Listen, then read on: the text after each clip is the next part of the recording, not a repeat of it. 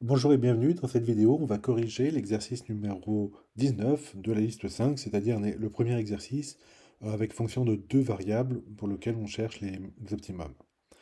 Alors voilà l'énoncé. Donc on a la fonction f qui est donc de deux variables, x, y, et la fonction c'est x3 plus 2x2y moins 9 quarts de ln de y plus y. Voilà. Et donc les trois questions. Il faut calculer les dérivées première et seconde de cette fonction-ci, puis déterminer les points stationnaires, et enfin déterminer la nature. Et en fait, on va voir qu'une fois qu'on a déterminé la nature, on va pouvoir avoir les optimums locaux de ça. Alors, allons-y. Donc, première étape, on va calculer la dérivée partielle par rapport à x. Enfin, en fait, on va calculer les dérivées partielles, vous allez voir. Donc, la première chose qu'on puisse dire, c'est que la fonction qui est ici, elle est dérivable pour tout x quelconque, et le y, alors à cause du line de y, il ne faut pas qu'il soit négatif, d'accord? C'est pour ça que j'ai mis défini sur r croix, et là c'est r plus étoile, en fait, qui est mal passé. C'est pas grave. Ok, donc une fois qu'on sait où on peut dériver, donc il y a au moins un bout d'espace sur lequel on peut dériver, eh ben allons-y. Donc on va faire la dérivée partielle de cette fonction-là par rapport à sa première variable. Donc ici c'est x, elle s'appelle x ici. Donc allons-y. Je dérive ce truc-là par rapport à x, c'est-à-dire que je considère que y est constant. Alors si vous voulez le faire, mettez en pause maintenant, et sinon je le fais tout de suite. Let's go. Alors donc je prends cette fonction, je la dérive par rapport à x, enfin celle-là aussi hein, d'ailleurs. Alors ici c'est une constante y, donc ça vaudra 0. Pareil pour ici c'est une constante, ça vaut 0 par rapport à x. Et donc il me reste juste ça. Donc allons-y, x3 ça devient 3x carré, et le 2x de y, y c'est une constante, hein, donc ça me fait 4xy, ok, pour la dérivée en x. Alors tant que j'y suis, je vais propose, au lieu de calculer l'autre dérivée partielle df sur dy, je vous propose celle-là de faire les deux dérivées partielles, donc déjà par dx puis par dy. Ok. Donc c'est ce que je vous ai proposé ici, c'est-à-dire je dérive cette fonction-ci, df sur dx, par rapport à x, pour obtenir donc df carré, enfin d carré dérivée seconde de f par rapport à x, deux fois. Et là, d2f sur dy dx, d'accord? Parce que je vais faire le dy après. Bon bref. Ok, donc allons-y. Je prends cette fonction-là et je la dérive par rapport à x pour obtenir quelque chose ici. Donc il y a le 3x2 plus 4xy, pas d'accord. Donc 3x2 par rapport à x, ça va faire 6x, et là ça va me faire plus 4y. Ok? Hop, c'est bien ce que j'avais mis ici, 6x plus 4y. Et maintenant, si jamais je dérive, donc celle-là, hein, attention, la première, par rapport à y, donc le premier terme ici, vous voyez que c'est une constante, 3x2, il n'y a pas de y. 4xy, ben, c'est un truc linéaire en y, hein, c'est une constante fois y. Et donc ça fait la constante, donc 4x. Et c'est ce que nous obtenons ici. Voilà donc pour le travail sur la première dérivée partielle df sur dx. Alors pareil, je vous propose de mettre en pause à ce niveau-là pour que vous puissiez faire le même travail sur y, hein, calculer df sur dy, puis dériver par rapport à x, puis dériver par rapport à y, et voir tout ce que ça vous donne. Et moi, passer tout de suite. Donc, voici le plan de bataille pour la seconde question, les dérivées partielles par rapport à y. Donc, je vais déjà calculer df sur dy, je considère qu'x ici est une constante, et je dérive, puis après, je refais la même chose par rapport à x, puis par rapport à y. Allons-y. Donc, je dérive par rapport à y. Alors, ceci est une constante, ça fait 0. Là, ça va me faire 2x2, puisque le y, il est là, donc c'est une constante fois y. Là, j'ai moins 9 quarts de ln de y, donc quand je dérive par rapport à y, ça fait moins 9 quarts divisé par y, donc moins 9 sur 4y. Et le plus y devient un plus 1, justement. Ok. Et ça me donne ceci. euh, 2x2, ah oui, c'est lui. Moins 9 quarts de y, enfin 9 sur 4y, plus 1. Parfait. Et maintenant, cette nouvelle fonction, df sur dy, je vais la dériver par rapport à x, puis par rapport à y. Ok. Donc allons-y, je la dérive déjà par rapport à x pour obtenir d carré f sur dx, dy dx. Alors par rapport à x, ça me fait alors 2x2, ça fait 4x, et puis c'est tout, il n'y a rien d'autre. Tout le reste c'est des constantes, donc ça me fait 4x. Ok.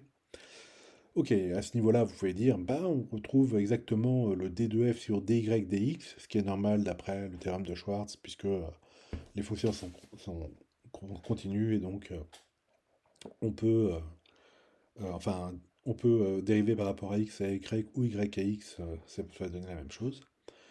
Et enfin, on prend cette formule-là, cette fonction-là, et on va la dériver par rapport à y encore une fois. Donc le 2x2, il meurt, c'est une constante, le 1 aussi.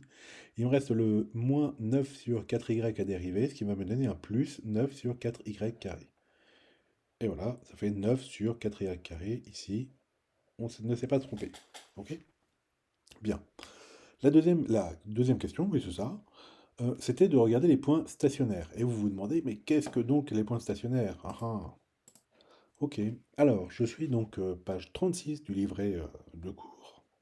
Et vous voyez qu'il y a la définition du point stationnaire. C'est un point x0, y0 pour lequel les deux dérivées premières s'annulent. Ok? Voilà, donc en fait les dérivées premières, ça nous donne en un point, hein, ça nous donne à peu près, grosso modo, ce qui la pente ou euh, les vecteurs du plan tangent.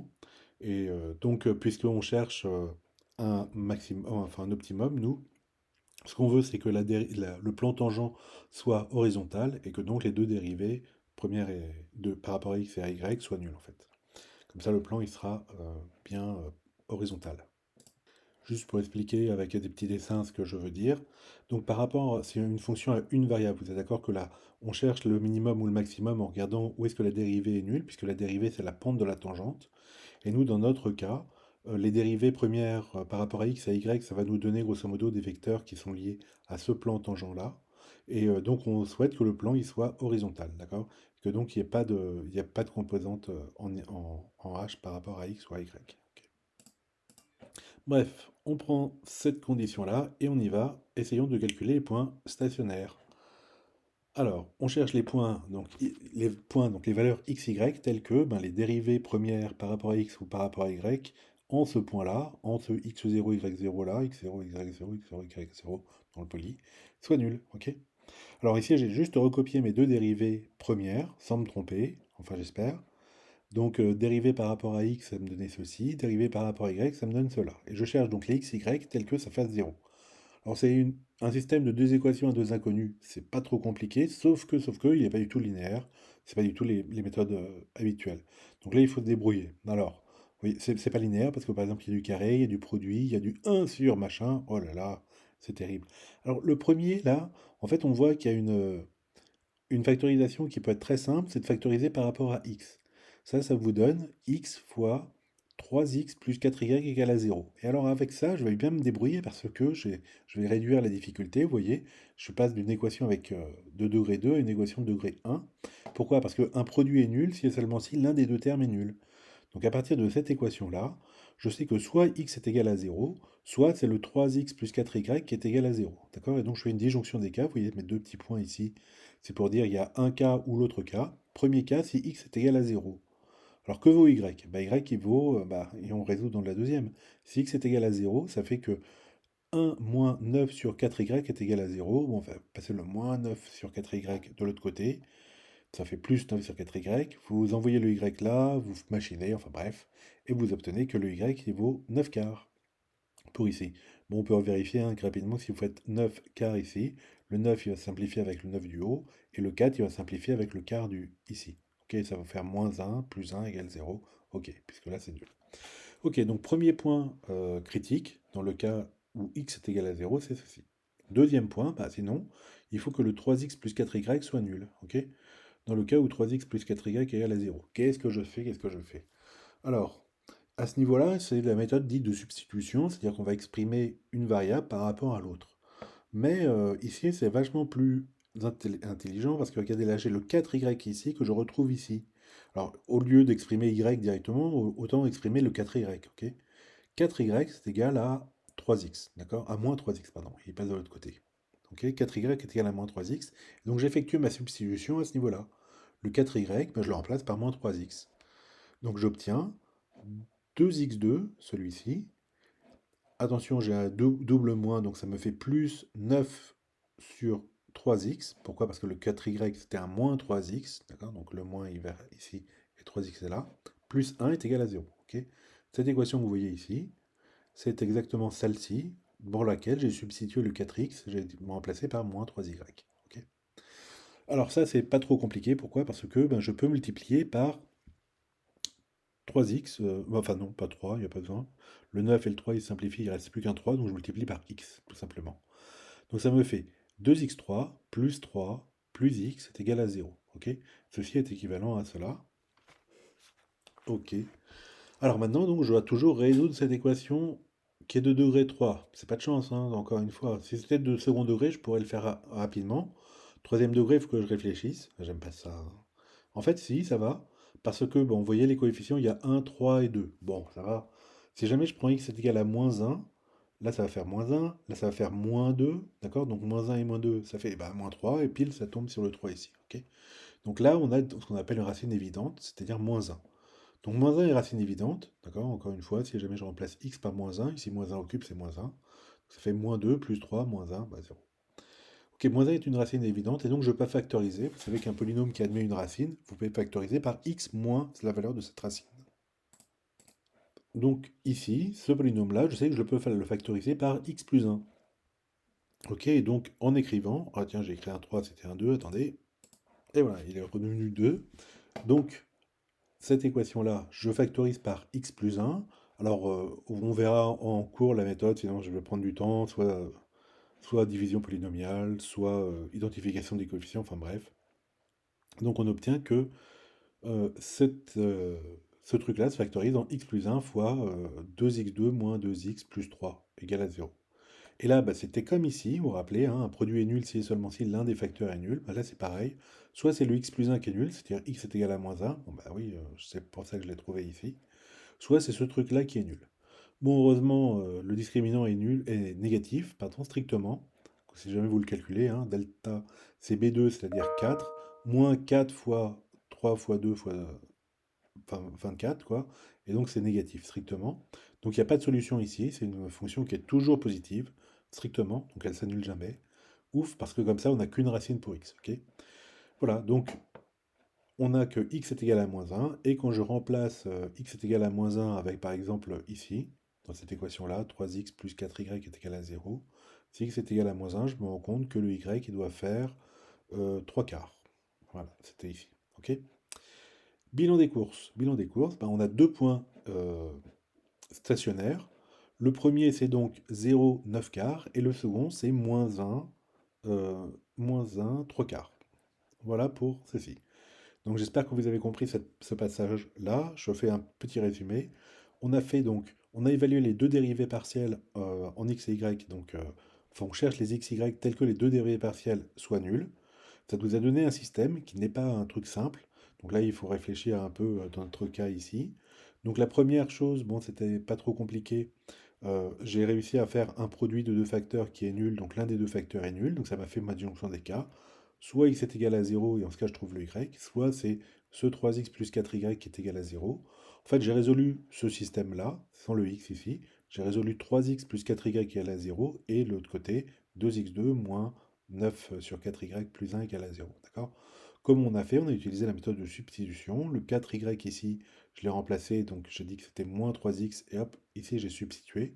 Comme ça, je me retrouve avec une équation à une inconnue. Ok, c'est mieux. Je multiplie pour ne pas avoir de dénominateur, c'est encore mieux. Donc comme ça me fait que c'est ceci qui doit être nul. J'arrive à trouver une racine évidente. Comme ça, j'ai la première racine, -1. Heureusement, il n'y a pas d'autres racines qui apparaissent, sinon ça m'aurait donné d'autres points stationnaires. Ok.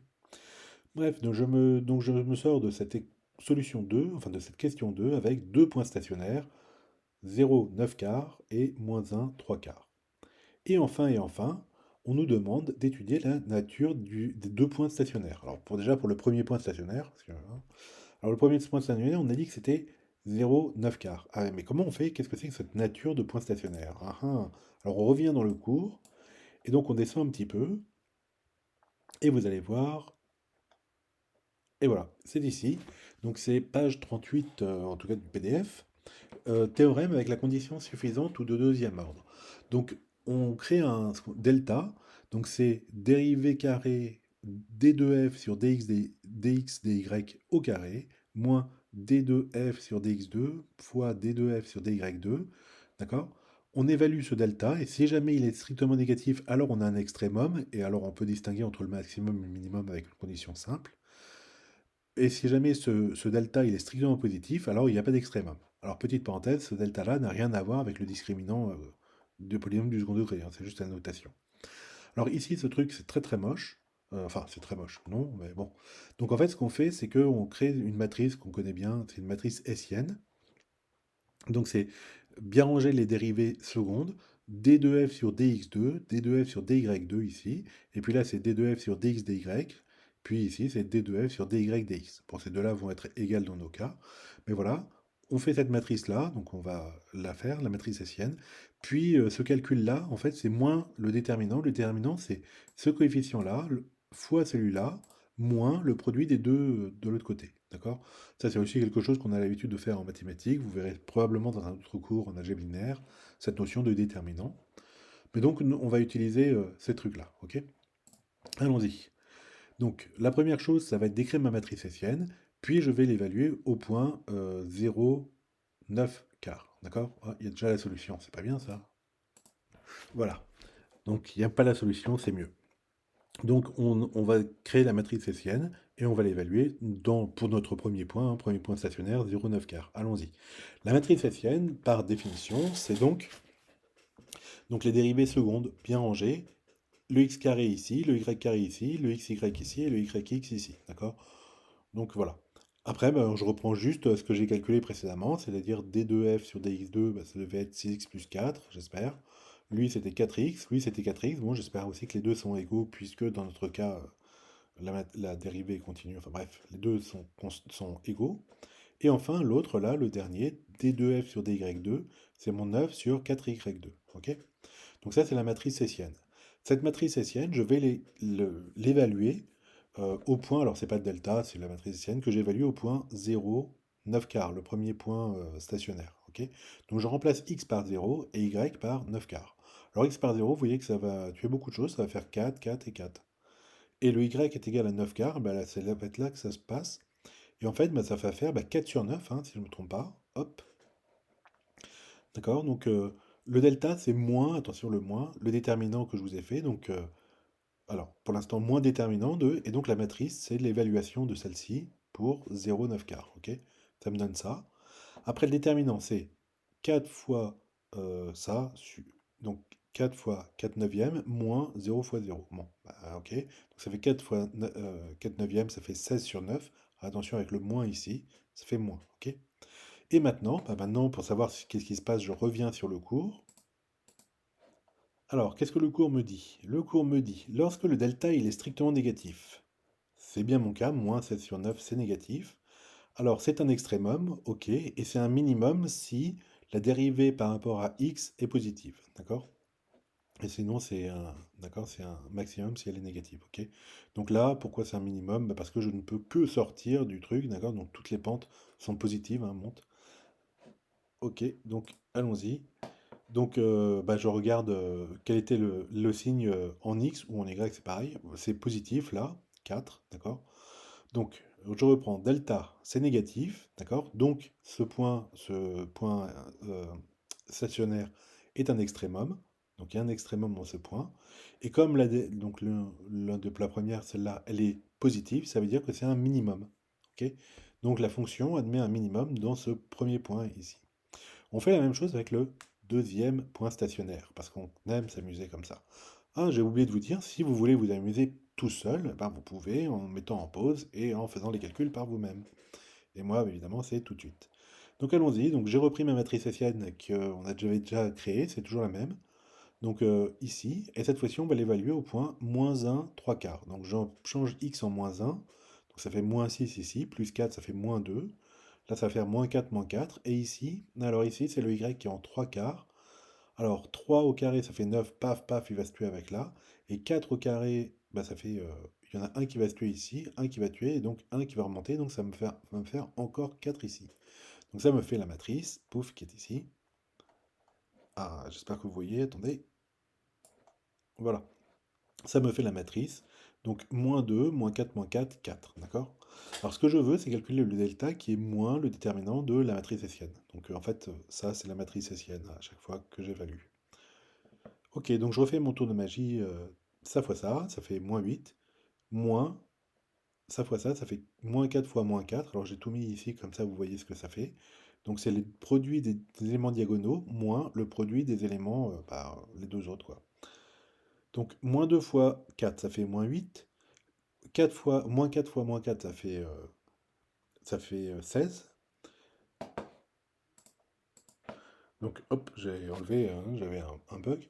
Donc ça me fait -8, -16, ça fait -24, et avec le moins ici, ça devient un +24, ok? Ne vous emmêlez pas dans les signes, hein. Ok, mais en fait, il y a moins, moins, enfin, il y a plein de moins, quoi. Ouais, à la fin, ça fait un plus. Voilà, et donc ça me fait 24. Et donc, je reviens ici. Quand mon delta il est strictement négatif, qu'est-ce qu'on me dit? Ben, on me dit, quand delta est strictement négatif, n'est pas un extrémum, c'est un point col ou un point sel. Donc, il n'y a pas d'optimum ici. Ok? Voilà, et donc, voilà, delta est positif, c'est un moins sel. Voilà, donc on a terminé. On sait que la fonction admet un extrémum local, qui est donc, c'était un minimum, c'est ça? Et, et un point sel. Alors on va faire le dessin avec GeoGebra pour voir ce que ça donne. Tac, c'est ici. Alors, j'espère que vous voyez bien le plan. Oups, le dessin. Donc le truc grisé, là, c'est le plan de base, d'accord? Le vecteur x, a priori, c'est celui qui est en rouge, et le vecteur y, c'est celui qui est en vert. Et donc l'évaluation de la fonction, donc je prends un xy, et l'évaluation de la fonction, la hauteur, va être reportée sur z qui est en bleu, ok? Allons-y pour ma fonction. Paf, je l'avais déjà dessinée quelque part. Donc elle est là. Alors, on va regarder comment elle est. Hop. Donc vous voyez que déjà, vous voyez qu'elle n'est pas définie partout. C'est normal puisque on avait dit qu'elle n'est définie que sur R, croix, R plus étoile, hein. Il n'y a pas les Y négatifs. Voilà. Hop, voilà, j'essayais de trouver comment faire ça. Donc si les Y c'est bien le vert, hein, vous voyez que du côté était négatif, -3, d'accord, la fonction n'existe pas. Bon, c'est pas facile à machiner, hein. Bon, d'accord. Ok, maintenant, eh ben on a notre point col, point sel, oh là là, le minimum que vous voyez bien ici. On avait dit que c'était quelle valeur? Attendez, où est-ce qu'il est mon truc? Ah, il est là. On avait dit que c'était, donc on avait obtenu le minimum pour le point 0,9 quart, ok? Donc c'est presque 0,2, hein, ce truc-là, un petit peu plus que 0,2. Alors, hop, revenons là. Donc, 0 en x, oui, d'accord, puisque c'est bien, le point, il est bien d'abscisse 0, ok. Et l'ordonnée, vous voyez que c'est un petit peu plus que 2. Bon, vous voyez ou pas trop, mais c'est par ici, d'accord. Donc, 9 quarts, c'est tout à fait plausible pour ce minimum qui est ici, ok. Et puis, on a d'autres points sel que l'on voit ici, par là. Vous voyez bien qu'il y a un truc comme ça, une parabole où il est minimum pour celle-ci, et de l'autre côté, bon, voilà, vous la voyez bien par exemple en pointillé là, la parabole pour laquelle c'est le maximum. Ok. Et alors, dans quel point est-ce que ça va être? Alors là, ça se voit moins, hein, mais bon, c'est bien notre point, puisque alors là, j'ai dessiné le point A que vous voyez ici, c'est le point de coordonnées -1, 3 quarts, c'est-à-dire notre point, voilà. Et normalement, quand on le monte, ça nous fait juste pile le, ouais, bon, ça va pas marcher, mais ça nous fait pile le point qui était là-haut, d'accord? Là, c'est voilà, là c'est juste visuel, hein, le point n'a plus aucun sens là, d'accord? Hop, je peux faire n'importe quoi. Bref, voilà, vous avez donc une jolie figure quand même, hein, d'accord? Et donc on a réussi à trouver que la fonction avait un minimum local et un point colle ici. Voilà, je pense que vous êtes entièrement satisfait avec ça ici.